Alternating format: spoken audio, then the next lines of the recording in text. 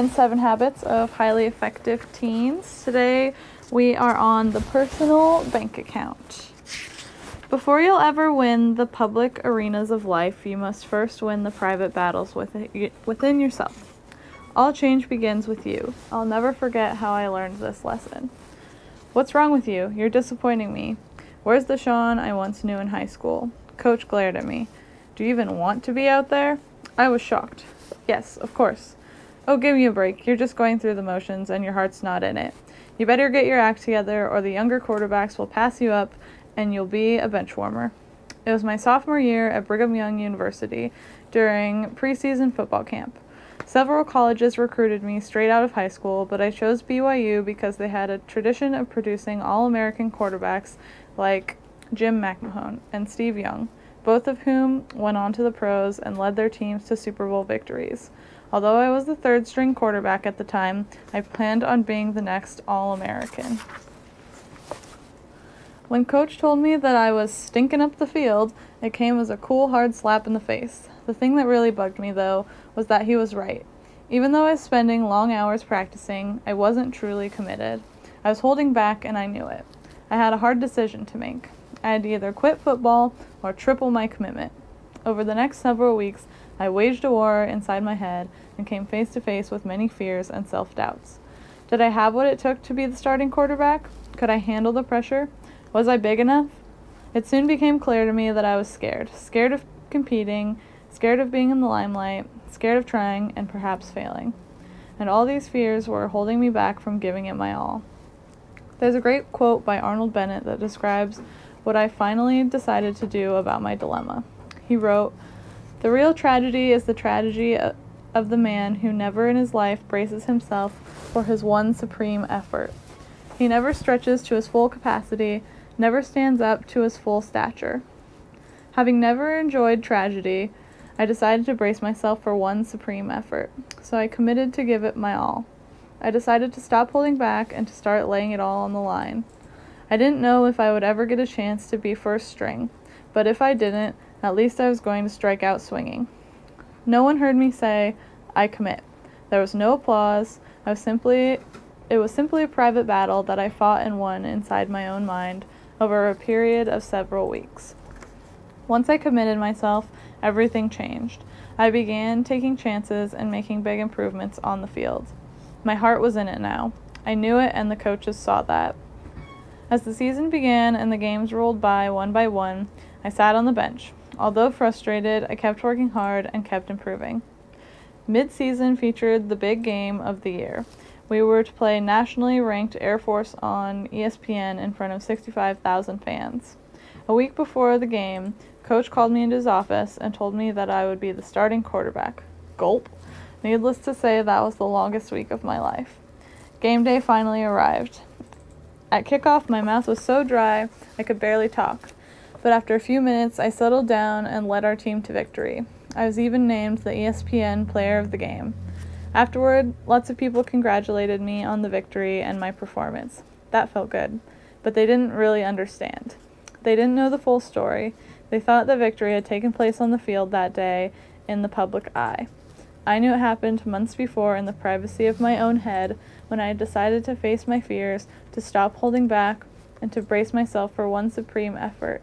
Beating Air Force was a much easier challenge than overcoming myself.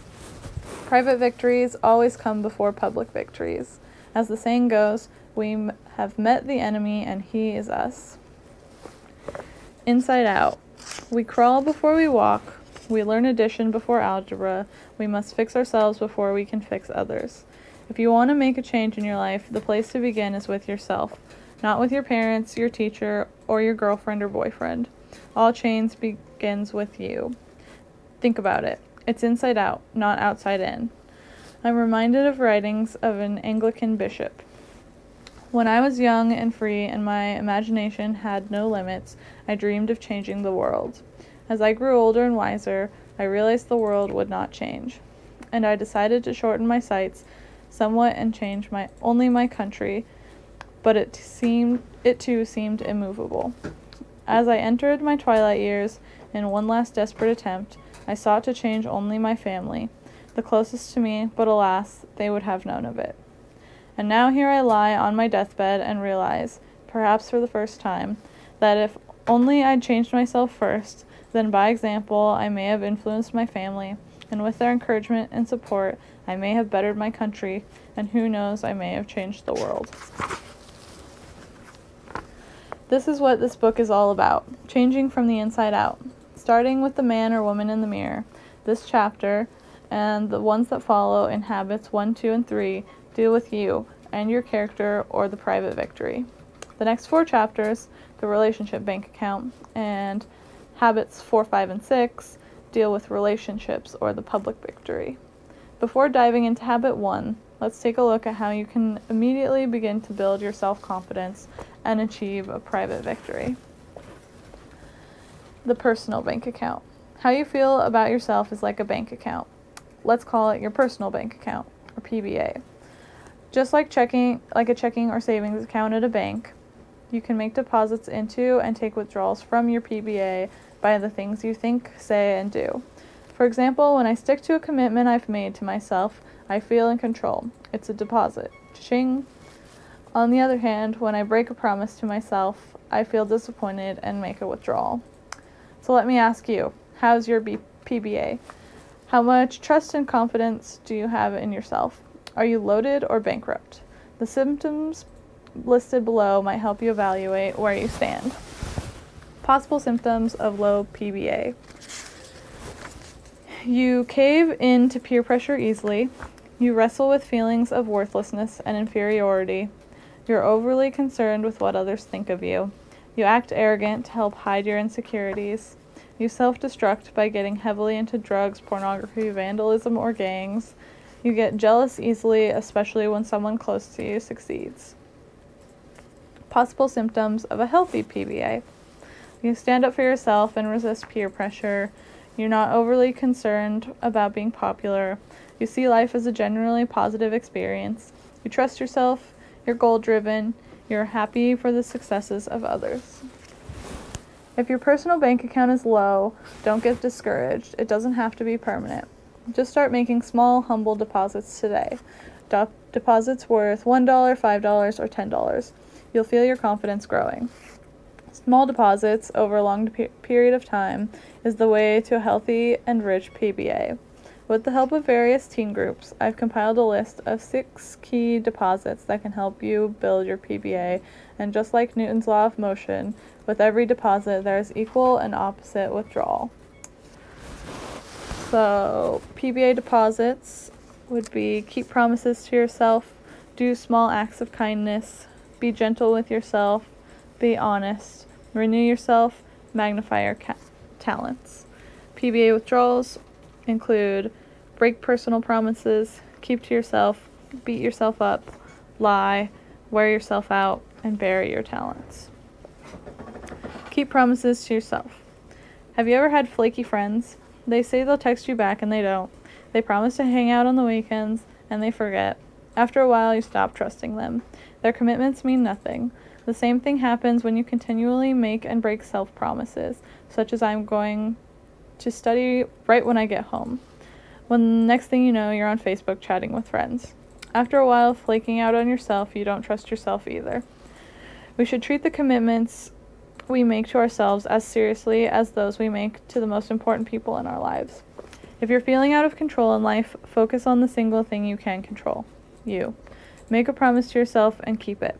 Start with the small $5 commitments that you know you can complete, like not drinking soda pop today. After you've built up some self-trust, you can then go for the more difficult $100 deposits, like deciding to break up with an abusive boyfriend or girlfriend, or making up your mind to overcome an addiction. Do small acts of kindness. I remember reading a statement by a psychiatrist who said that if you're feeling depressed, the best thing to do is to do something for someone else. Why? Because it gets you focused outward, not inward. It's hard to be depressed while helping someone else. Ironically, a byproduct of serving others is feeling wonderful yourself. I remember sitting in an airport one day waiting for my flight. I was excited because I had been upgraded to first class, and in first class the flight attendants were nicer. The food is edible, and there's room to stretch your legs so they're not curled up like a pretzel. In fact, I had the best seat on the entire plane, seat 1A. Before boarding, I noticed a young lady who had several carry-on bags and was holding a crying baby. Having just finished reading a book on doing random acts of kindness, I heard my conscience speak to me. You scumbag, let her have your ticket. I fought these promptings for a while, but eventually caved in. Excuse me, but you look like you could use the first-class ticket more than me. I know how hard it can be flying with kids. Why don't you let me trade you tickets? Are you sure? Oh yeah, I really don't mind. I'm just going to be working the whole time anyway. Well, thank you. That's very kind of you, she said, as we swapped tickets. As we boarded the plane, I was surprised at how good it made me feel to watch her sit down in seat 1A. In fact, under the circumstances, sitting way back near the bathrooms didn't seem that bad at all. At one point during the flight, I was so curious to see how she was doing that I got up out of my seat, walked to the first class section, and peeked in through the curtain that separates first class from coach. There she was with her baby, both asleep in a big, comfortable seat 1A. And I felt like $1,000,000. Cha-ching! I've got to keep doing this kind of thing. This sweet story shared by a teen named Tawny is another example of this joy of service. There's a girl in our neighborhood who lives in a duplex with her parents. They don't have a lot of money. For the past 3 years, when I grew out of my clothes, me and my mom took them over to her. I'd say something like, I thought you might like these, or I'd like to see you wearing this. When she wore something I gave her, I'd think it was really cool. She would say, thank you so much for the new shirt. I'd reply, that color looks really good on you. I tried to be sensitive so that I didn't make her feel bad or give her the impression that I thought she was poor. It makes me feel good knowing that I'm helping her have a better life. Go out of your way to invite the kid who sits alone in class out with you and your friends.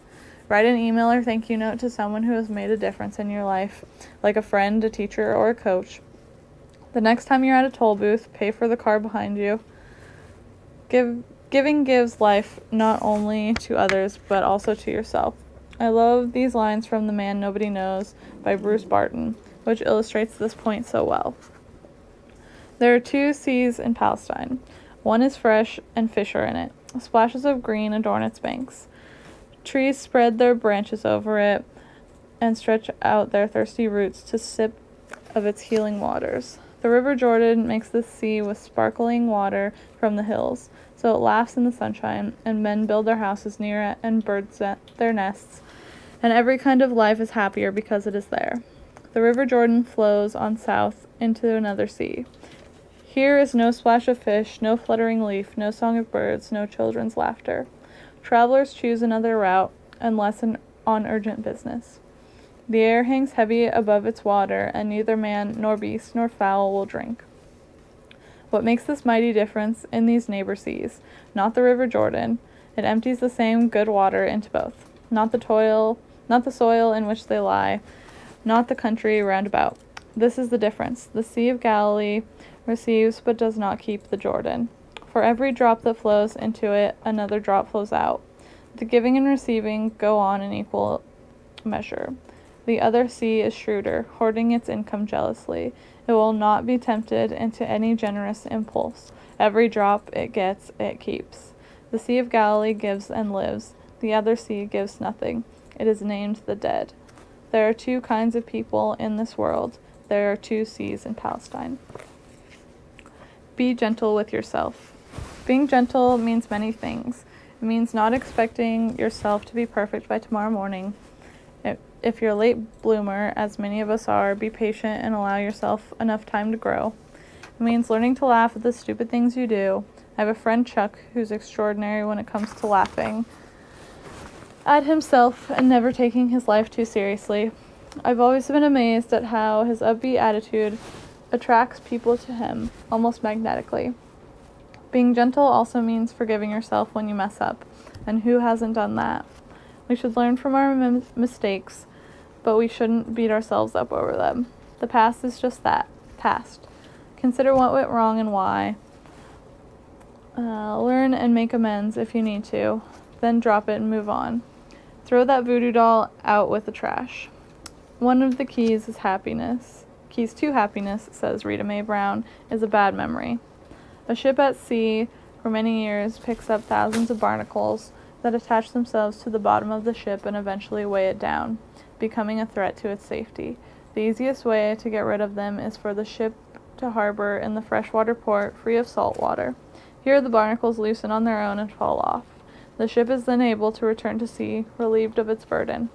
Are you carrying around barnacles in the form of mistakes, regrets, and pain from the past? Perhaps you need to allow yourself to soak in fresh water for a while. Hit the refresh button. Letting go of a burden and giving yourself a second chance may just be the deposit you need right now. As Bruno Mars sings, life's too short to have regrets. Only have one life to live, so you better make the best of it. Be honest. I googled the word honest the other day, and these are a few of the related words I'd found. Upstanding, incorruptible, moral, principled, truth-loving, steadfast, true, real, right, good, straight shooting, genuine. Not a bad set of words to be associated with, don't you think? Honesty comes in many forms. First, there's self-honesty. When people look at you, do they see the genuine article, or do you appear through smoke and mirrors? I find that if I'm ever fake and try to be something I'm not, I feel unsure of myself and make a PBA withdrawal. I love how singer Judy Garland put it. Always be a first-rate version of yourself instead of a second-rate version of somebody else. Then there's honesty in our actions. If you've been dishonest in the past, and I think we all have, try being honest and notice how whole it will make you feel. It's a relief not to hide who you are or to have to cover up your actions. This goes for your internet persona too. Just because people can't see you directly doesn't mean you can lie. After all, you'll know who you're not telling the truth. Remember, you can't do wrong and feel right. This story by Jeff is a good example of that. In my sophomore year, there were 3 kids in my geometry class who didn't do well in math. I was really good at it. I'd charge them $3 for each test that I'd help them pass.